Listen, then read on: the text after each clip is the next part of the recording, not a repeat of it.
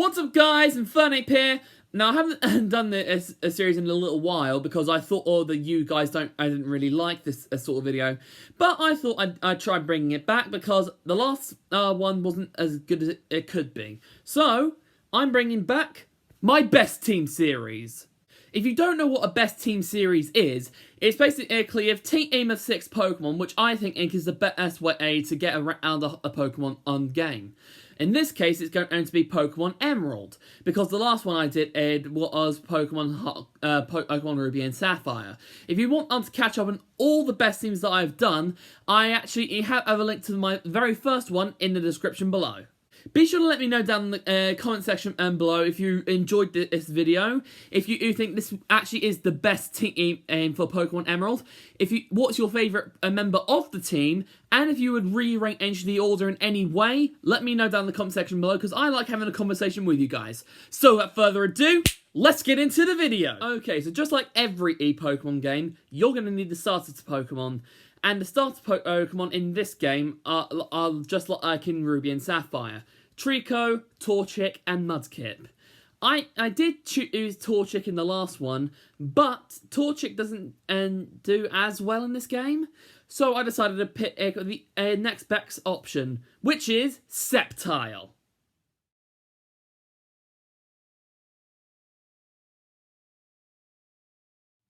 Now to me, Sceptile is definitely the most underrated starter in the batch.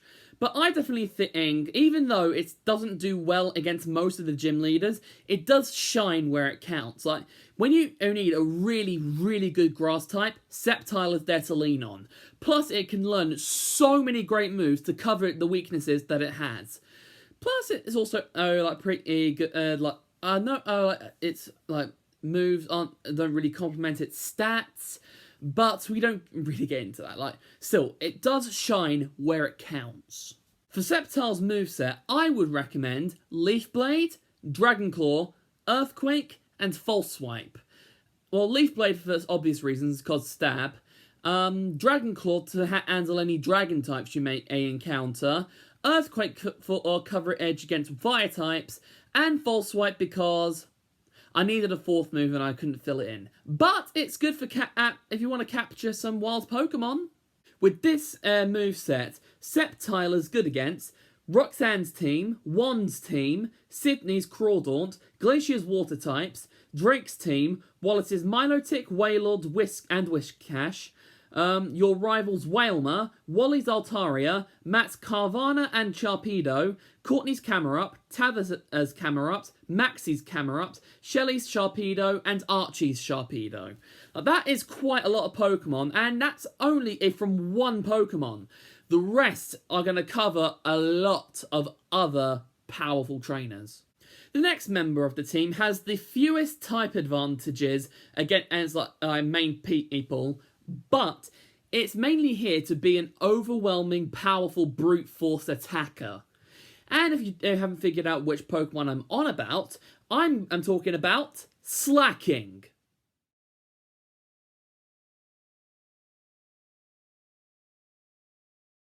Yes, I do know that Slaking is a normal type, and it doesn't have any type advantages against anyone, but I'm mainly using it for its brute power. I'm not here to use it to get as type advantages. If you're in a tough situation and you need to get off a quick victory, that's what Slaking is there for. You can fight Irons of Slakoth in the Petalburg Woods, I think, at around level 7 or 9. I think. Don't take my word on that. So when you get it to level 18, it will then evolve into a Vigoroth. And then eventually, when you get to level 36, it'll become a Slaking. Yes, it will have the ability Taunt, but putting that aside, it is a very powerful Pokemon. Slaking's moveset is going to be Facade, Hyper Beam, Shadow Ball, and Bulk Up. Facade for stab, and it will also become powered up if it has a status condition. Hyper Beam if as Facade can't do the job, Shadow Ball for coverage against Ghost types, and back then all Ghost moves were actually physical, so that helps it out, and Bulk Up, so that way it can power up its already OP attack, and it can also become a lot bulkier as well, so that way it can take attacks as well. Now, the third Pokemon on our team is actually going to be found in Dewford Cave, which is actually going to be helpful if you want to take down Brawly. And that Pokemon is Crobat.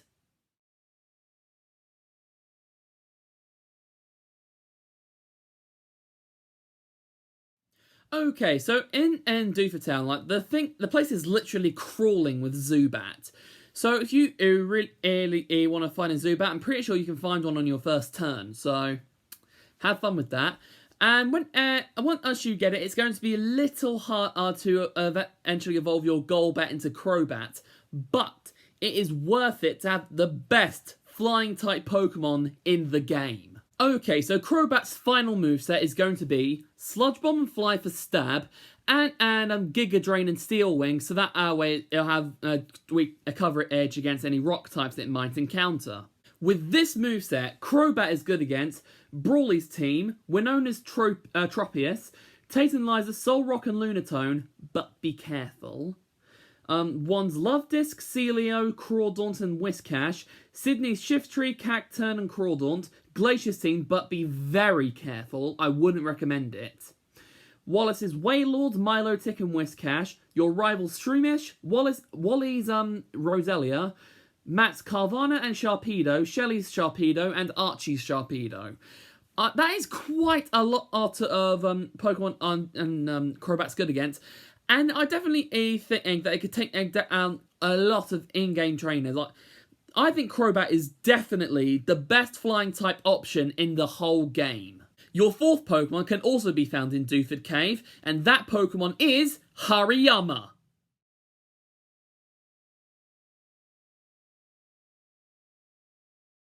Now, you cannot deny that Hariyama's brute force, its really good HP, and its really good moveset can be a great asset to the team.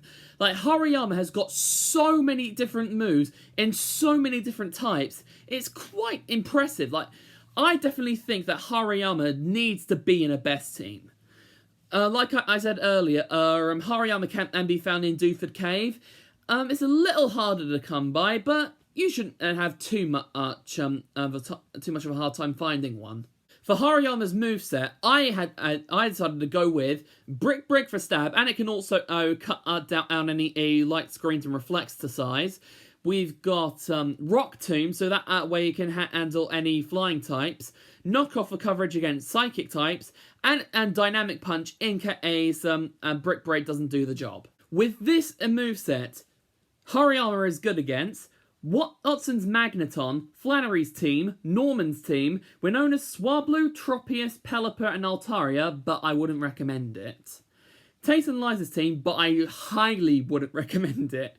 Sydney's team, Phoebe's team, Glacier's team, Drake's Altaria and Salamence, Wallace's Gyarados, your rival Swellow, Wally's Altaria, Delcatty and Magneton, and Team Aqua and Magna's Dark and Flying types. Like, that is a lot of Pokemon to cover. Like, if you don't put Hariyama on your team, you are not thinking right. Hariyama is a great asset to anyone's team when you're playing Pokemon Emerald. The fifth member of the teams are actually found on the mainland, not on an island. And it is probably the best electric type in the whole game. And that Pokemon is Manectric.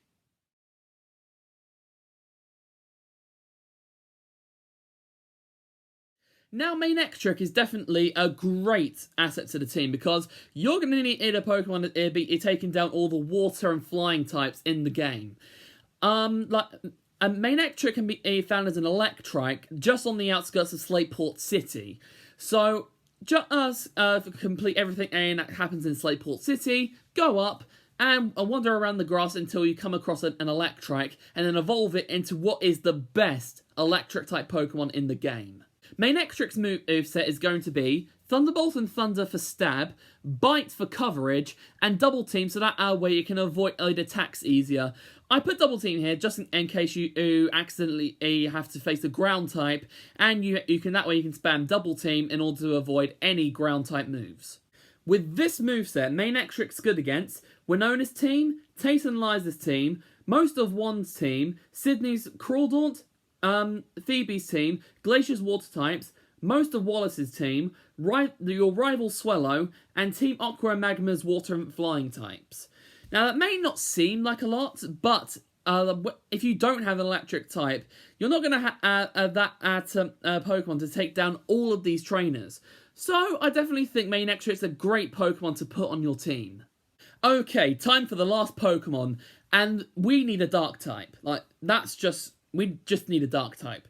And the only good Dark type actually in this game, in my opinion, is definitely 100% Absol.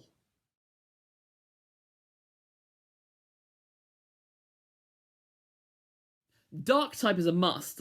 We definitely need Absol. Absol is just such a powerful Pokemon.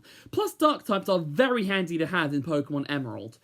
You get an Absol just after you beat Winona. So after you've beat her, walk along that way.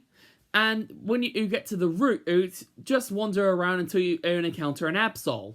I do know that Absol doesn't have the best Dark type options, but if you get the Dark Glasses, it powers up all Dark type moves, so you need to get the Dark Glasses before you capture Absol. For Absol's moveset, we're going to have Bite for stab, Aerial Ace for coverage against any fighting types, Flamethrower for coverage against bug types, and Calm Mind to power up its special attack. Because if you didn't know, Bite is actually a special attack in Pokemon Emerald. So if you use Calm Mind, it powers up Bite, and not only that, it'll also power up Flamethrower. Now, due to getting Absol late game, there isn't too many Pokemon that Absol's good against, but it can still come in handy. The Pokemon that it's mainly good against are Tate and Liza's team, Sydney's Grass types, Phoebe's team, Glacier's Glalie, your rival Shroomish, and Wally's Roselia, Gardevoir, and Shroomish. I definitely think that as Absol may not be good against the most important characters, but it does come in handy when it counts, and that's why Absol definitely needs to be part of this best team. And there you have it, guys. Hope you enjoyed this video as much as I did, and be sure to let me know down in the comment section below if you like this best team, and if you want me to carry on the series, because I am definitely considering it, because the next best team is actually going to be Fire Red and Leaf Green. Be sure to let me know down in the comment section below if you're enjoying this series, if you liked any of the Pokemon on this team, and if you were to rearrange the order in any way possible, how would you rearrange it? Would you rearrange the moves of the Pokemon? Would you rearrange the Pokemon itself? Let me know down in the comment section below what you think is your best team for a Pokemon playthrough of Emerald. If you enjoyed this video as much as I did, be sure to give it a massive thumbs up, comment down below, share this video with a friend, and if you're new, subscribe to my channel. It's been Inferno today. Okay, that's all from me, so until the next time, this is Infernape, signing off. Bye!